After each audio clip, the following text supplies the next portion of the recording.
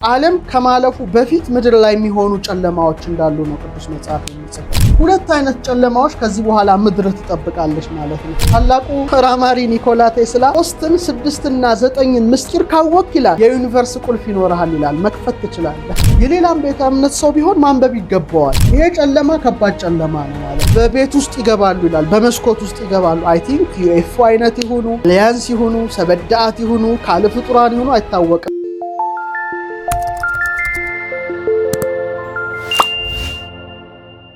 አሁን ለየት ያሉ ጨለማዎች እናያለን። በቅዱስ መጽሐፍስ ላይ ምን አይነት አለ ብላችሁ ስለጠየቃችሁኝ እሱንም ጨምሬ አነሳለሁ። ለየት ያሉ ጨለማዎች አንደኛው ምድራችን በስቅለት ጊዜ በክርስቶስ ስቅለት ጊዜ የሆነ ጨለማ ነው። ይሄ ጨለማ ተራ ግርዶሽ አይደለም። ግርዶሽ እናውቃለን። ይሄ ግን መላውን ዓለም የሸፈነ ነው። ይሄ እንግዲህ የጌትነቱ መገለጫ ፀሐይ መጨለሟ፣ ፀሐይ እንግዲህ ብርሃን የምትሰጥ ፀሐይ እና ጨረቃ ፉልሙን ብለን እንወስድ እንችላለን። ስዕሏን አበላሸዋት ይቅርታ። ጨረቃ መጨለማቸው ከዲዮናሲዮስ አንድ ታሪክ ነው የምነግራችሁ። ዲዮናሲዮስ አቴና ግሪክ የነበረ ፈላስፋ ነው፣ አስትሮኖመር ነው፣ የስነ ፈለክ ቀማሪ አዋቂ ነው። እና ልክ በጌታ ስቅለት ጊዜ ፀሐይ ስትጨልም ጨረቃ ብርሃኗን ስትነሳ ዓለም ሁሉ ነው ባንዴ። አሁን ለምሳሌ የፀሐይ ግርዶሽ ሲኖር ጨረቃ ያለ፣ የጨረቃ ግርዶሽ ሲኖር ፀሐይ ግርዶሽ በአንድ ቀን አይሆንም። አንዱ አንዱን ይጋርዳል እንጂ ደግሞ በመላው ዓለምም አይሆንም። አገራት አሉ የሚወስኗቸው አገራት። ያ ግን በመላው ዓለም ነውና ድንገት ጨለመ። ከ3 ሰዓት እስከ 6 ሰዓት የ3 ሰዓት ጨለማ፣ ከ6 ሰዓት እስከ 9 ሰዓት ይቅርታችን። 3 ብዙ ምስጢር አላት። 3 6 9 3 6 9 ታላቁ ተመራማሪ ኒኮላ ቴስላ 3ን 6ና 9ን ምስጢር ካወቅ ይላል የዩኒቨርስ ቁልፍ ይኖርሃል ይላል፣ መክፈት ትችላለህ። የሁለንታ መክፈቻ ማለት ኮዶቹ በዚህ ውስጥ ነው የተጠራቀሙት። እና 3 ሰዓት በእያንዳንዱ ያሉ 3 ሰዓት ነውና ይሄ ጨልሟል በዚህ ውስጥ። ይሄ መስቀሉም ተተክሎበታል ይላሉ፣ ግርፊያም ተከናውኖበታል። ይሄ ግን 3 ሰዓት ጨልሟል። በጣም 3 ነገር በጣም ቀላል አይደለም። 3 የሚለው ነገር እና ወዲያው ሲጨልም ተደናግጦ ወነሳ አርስጣላበ ዘውቱ መዳለው አልባብ ይላል። አርስጣላብ ማለት ቴሌስኮፕ በሉት በቃ። ቴሌስኮፓችን አለ እና ቴሌስኮፕን ሳነሳ እንግዲህ በጣም ደስ ይላል። ታኅሳስ 12 ላይ ቴሌስኮፕ ያላችሁ እድለኞች ናችሁ። እንደዚህ ነው የምታዩት። ልንገራችሁ እንደውም በዛው ሳረሳው እንደዚህ አይነት ነገር ነው በቴሌስኮፕ ላይ የምታዩት። ቴሌስኮፕ የሌላችሁ ግን ማየት ይከብዳል። ጁፒተርን እንዲህ ታዩታላችሁ። እንዲህ ሆኖ ያው ስፖቱ እንደዚህ ብለን ማየት እንችላለን። ከዛ እንደዚህ ይኸው 1 ጨረቃ፣ 2 ጨረቃ፣ 3 ጨረቃ፣ 4 ጨረቃ። የጋሊሊዮን የተመለከታቸውና የጋሊሊዮን ጨረቃዎች ይባላል። የጋሊሊዮ ጨረቃዎች እነ ጋኒሜዴ፣ እነ ካሊስቶ እና አውሮፓ እንዲህ ሆነው ታያላችሁ በቴሌስኮፕ።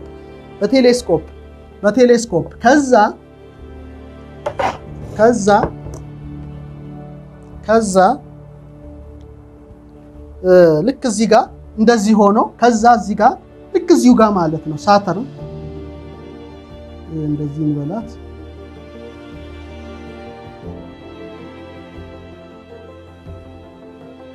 እንዲህ ሆና ልክ ከነቀለበቷ ነው የምታዩት። ግን ሁለቱም ይሄንንም ክስተት በአንድ ቴሌስኮፕ ቀዳዳ ውስጥ ነው የምታዩት። በጣም ይገርማል። በአንድ ቴሌስኮፕ ቀዳዳ ውስጥ ድሮ ስንፈልግ ለብቻ ነው የምናየው። ጁፒተርን ለብቻ፣ የሳተርንን ከነቀለበቷ ለብቻ ታይታል። አሁን ግን እንዲህ ነው በአንዱ መስታወት ውስጥ ታዩታላችሁና በጣም አሪፍ ነው። ቴሌስኮፕ ያዘጋጃችሁ ሰዎች በጣም ሪሊ ታኅሳስ 12 ምርጥ ነገር ነው የምታዩት። ቴሌስኮፕ የሌለን ግን ምን ማድረግ እንደሚቻል አይታወቅም። ግን በአይን ይታያሉ። በሰሜን ወደ ደቡብ ምዕራብ ስትዞሩ የጁፒተር እና ሳተር እንደዚህ እስካሁን እንደዚህ ሆነው ነው የምታዩት። ማታ ላይ ወጣ ብትሉ ማታ ላይ ያን ጊዜ ግን ጁፒተር ሳተርን እንዲህ ተቀራርበው በ0.1 በጣም ቅርብ ነው። እንዲህ ተቀራርበው ተለቅ ብለው ታያላችሁ። ቴሌስኮፕ ያላችሁ ግን ይሄን ክስተት ማየት ትችላላችሁ። ልዩነቱ ይሄ ነው። በዛው ልንገራችሁ ብዬ ነው። እና አርስጣላብ ወይም መዳለው አልባብ ይዞ በሚመለከትበት ጊዜ የአቀድ ግርዶሽ አልነበረም፣ ወይም ለየት ያለ ወይም ኒብሩ ልንላት እንችላለን። እቺ አቀድን እንደ ሳይንሱ ኒብሩ ልንላት እንችላለን። እሷም አይደለም እና ተመለከተ፣ እሷ አይደለችም። አንዳንዴ ደግሞ ፉልሙን ሙሉ ጨረቃ፣ ለምሳሌ ጨረቃ ሙሉ ስትሆን ማይበል ታስነሳለች። ታውቃላችሁ፣ በተለይ መርከበኞች ነው የሚያውቁት። በጣም ነው የሚቸገሩት። ጨረቃ ሙሉ ስትሆን በቃ ውሃውን ታነዋውጸዋለች፣ ማይበል ይነሳል። የጨረቃ ኢፌክት በጣም ከባድ ነው ምድራችን ላይ። ለዚህ ነው አንዳንድ ሰዎች ሰውነታችን ብዙ ውሃ ስላለው 85% ሰው ፉልሙን ሲሆን ነጭናጫ ይሆናል ማለቱ የማይበሉን ያነሳሳቸው የሰውነታችን እንዴት አታበሳጨንም አይነት ነው። እሱን ወደዛ ውስጥ አልገባ። ይህም ቢሆን አይደለም። በኋላ የሆነ ጽሑፍ ያገኛል ሲመረምር እልመክኑን ወረደ ሀበ እሊያሁ ወእሊያሁ ሰቀልዎ፣ ስውር አምላክ ወደ እነሱ መጣ እነሱ ሰቀሉት የሚል አየና ደነገጠ። እና ጊዜውን ጻፈው፣ የታየበትን መጋቢት ነው 27 ነው። ዘመኑ እንግዲህ ዘመነ አንበሳ ነው ወይም ማርቆስ ነው። ጽፎ ሄደ። በኋላ በሰሌዳ ብርት ላይ ቀርጾ ያቆየው።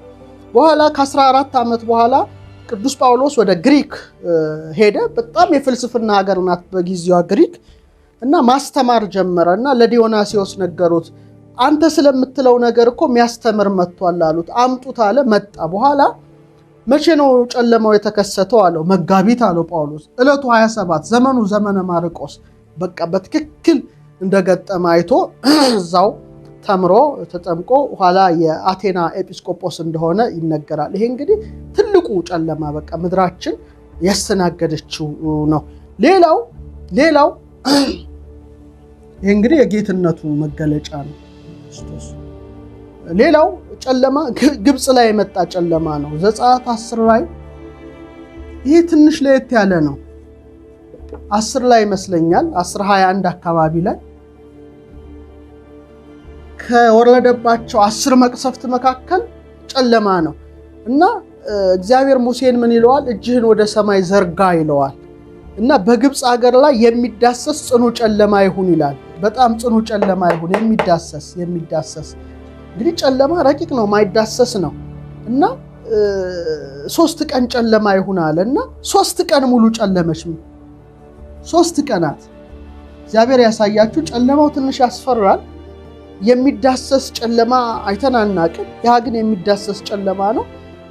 ማንንም ማየት አልቻለም እና 3 ቀን ሙሉ ከስፍራው ያ ጨለማ እንዲህ የምትዳሰሱት ጨለማ እስቲ አስቡት። ጨለማውን አልዳሰሰውም። ያ ግን የሚዳሰስ ጨለማና ትንሽ አስፈሪ ነው። 3 ቀን ሙሉ ተከስቷል። ይሄ ነው። አሁን ይሄን ካየን አሁን እንደ ቅዱሱ መጽሐፍ ብዙዎቻችሁ ቅዱስ መጽሐፍ ስለምታነቡ መጽሐፍ ቅዱስ እሱንም ልንገራችሁ ብዬ ነው። ሌላው የግብጽ ላይ ያለውን አይተናል። 2 አይነት ጨለማዎች ከዚህ በኋላ ምድር ትጠብቃለች ማለት ነው። አንደኛው ጨለማ ለሁለት ከፍለን እናየው እንደዚህ። አንደኛው የአፖካሊፕስ ጨለማ ነው። ዓለም ከማለፉ በፊት ምድር ላይ የሚሆኑ ጨለማዎች እንዳሉ ነው ቅዱስ መጽሐፍ የሚጽፈው። ዓለም ከማለፉ አስቀድሞ ካለፈ በኋላ ለሁለት ነው የከፈለው።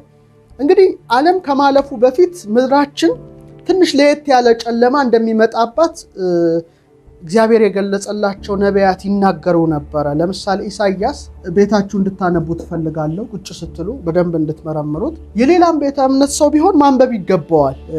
ኦፕን ማይንድ መሆን ይሄ ነው። በጣም ደስ ይላል። ብዙ ነገር ነው ማነበው። በጣም ብዙ ማላነበው የለም፣ ግን እንዳይምሯችን መጠን መሆን አለበት። የሚጠቅመኝን ወስዳለሁ፣ ማይጠቅመኝን አልወስድም። ኦፕን ማይንድ መሆን ይሄ ነው። ሁሉንም ማንበብ፣ መመርመር፣ መፈተሽ ያስፈልጋል። በቴዎሎጂ በነበርንበት ጊዜ የሽንቶይዝም፣ ታኦይዝም፣ ቡዲዝም፣ ጃይኒዝም የሚባሉትን ሁሉ ተምረን ነበር። ሪሊጅን ላይ አስታውሳለሁ። በደንብ ማወቁ ጥሩ ነው፣ መመርመር እና ይሄንንም ስላችሁ ሌሎችም የምትከታተሉ ካላችሁ አንቡ፣ መርምሩ። በጣም መመርመር ያስፈልጋል። ሁሉንም ማንበብ ያስፈልጋል። ግን ሁሉንም ማንበብ ሲባል አላምጠን የሚያስፈልገውን ጥሩን ነገር መያዝ ያስፈልጋልና ለዛ ነው። ግን በቅርበት መጽሐፍ ቅዱስ ያላችሁ ግን ካላችሁ እዚህ ላይ የተጠቀሰ አንድ ጨለማ አለና ምን ይላል? የሰማይም ከዋክብት ሰራዊቱ ብርሃናቸውን አይሰጡም ይላል። ፀሐይም በወጣች ጊዜ ትጨልማለች፣ ጨረቃም በብርሃኑ አያበራም ይላል። ዓለሙን ስለ ክፋታቸው ክፉዎችንም ስለ በደላቸው እቀጣለሁ ይላል። ያ ጨለማ ክፉዎች የሚቀጡበት ጨለማ ነው። ይቀጣሉ፣ አለቀ። ይሄ ጨለማ ከባድ ጨለማ ነው ማለት ነው። ክፉዎችን የሚያጠፋ አንድ ጨለማ ምድራችን ታስተናግዳለች። መቼ አይታወቅም። እና የትዕቢተኞችንም ኩራት አዋርዳለሁ ካለ በኋላ ግን የቀሩት ከጥሩ ወርቅ ይልቅ የከበሩ ይሆናሉ፣ ሰውም ከኦፊር ወርቅ ይልቅ የከበረ ይሆናል አለ። ከቅጣት የተረፉት ምርጦች ናቸው። በቃ ምርጥ ልክ ወርቅ በእሳት ውስጥ ተፈትኖ እንደሚወጣ ተፈትነው የሚወጡ አሉ ማለት ነው። ግን ከዛ በፊት ግን ፀሐይም በወጣች ጊዜ ትጨልማለች፣ ጨረቃም ብርሃኗን አትሰጥም በማለት እዚህ አካባቢ ላይ ያ ጨለማ ግን ክፉዎችን የሚያጠፋ ጨለማ ነው። እዚህ ላይ ያበቃል። ግን የሚተርፉ ሰዎች አሉ። ይሄ እንግዲህ ያው የእግዚአብሔር ቃል ነው። እንደገና በተመሳሳይ መልኩ ይሄንኑ ቃል የተናገረው ኢዩኤል ነው። 3 ላይ ነው። በደንብ አንቡት። 2 ላይ በተለይ ሁለተኛው ምዕራፍ ላይ ይመስለኛል ኢዩኤል 2 ላይ በተለይ ይሄ ነቢይ 10 ላይ እንደገና 31 ላይ መመልከት ትችላላችሁና የሆኑ የሚመጡ ነገሮች አሉ ይላል። አይቆስሉም ይላል። አንዱ ከአንዱ ጋር አይጋፋም ይላል። መስመራቸውን ጠብቀው ይሄዳሉ ይላል እና በቤት ውስጥ ይገባሉ ይላል። በመስኮት ውስጥ ይገባሉ። አይ ቲንክ ዩኤፍኦ አይነት ይሁኑ ኤሊያንስ ይሁኑ ሰበዳት ይሁኑ ካለ ፍጡራን ይሁኑ አይታወቅም። ግን ምድሪቱ ትንቀጠቀጣለች ይላል። እዚህ ላይ ሲመጡ ይመጣሉ እነዚህ ፍጡራንና አይቆስሉም ይላል። በቃ አይቆስሉም፣ የሚቆስሉ አይደሉም። ምን እንደሆኑ እንግዲህ እግዚአብሔር ያውቃል። እና ምን ይላል? ምድሪቱም ከፊታቸው ትናወጣለች፣ ሰማያትም ይንቀጠቀጣሉ፣ ፀሐይና ጨረቃ ይጨልማሉ፣ ከዋክብትም በብርሃናቸው አያበሩም ይላል። እነዚህ ሲመጡ በቃ ዘግቶታል።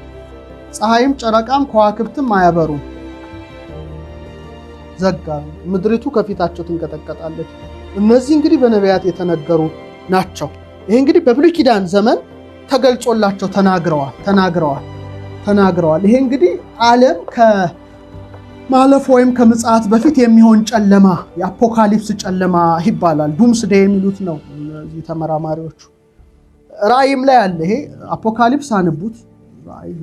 ይሄኛው ጨለማ 6 አካባቢ እነዚህ ይሄ ከዓለም ፍልፈት በፊት ስለሚሆን ጨለማ ይጽፋልና 6ኛው ማህተም 7 ማህተሞች አሉ ሲልድ አሉ 3 4 5 6 7 እንግዲህ ብዙ መክፈል እንችላለን። ወደዛ ውስጥ አልገባም። 1 2 3 ማህተመ ቀለምሲስ ይባላል። በአቡሻር ምርጥ ሂሳብ አለው። አንድ ቀን ጉብዝናችሁን አይቼ ጨምርላችኋለሁ።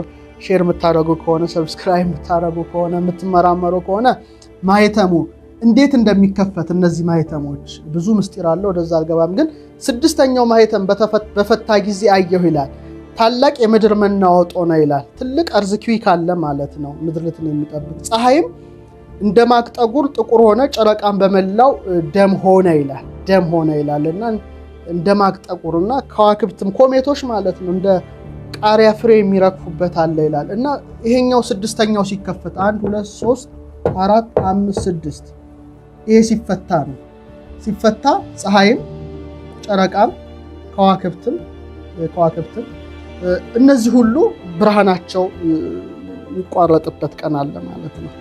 እንደነ ኢሳይያስ እዛ ላይ የሆነች የቅጣት ትንሽ ጊዜ ያለች፣ ሰዎች ነጥረው የሚወጡባታለች። ከዛ በፊት ግን ይሄ እንደሚከናወን ዮሐንስን በራእዩ ተናግሯል።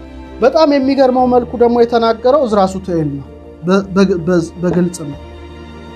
እሱ ደግሞ 3ኛው ላይ ነው።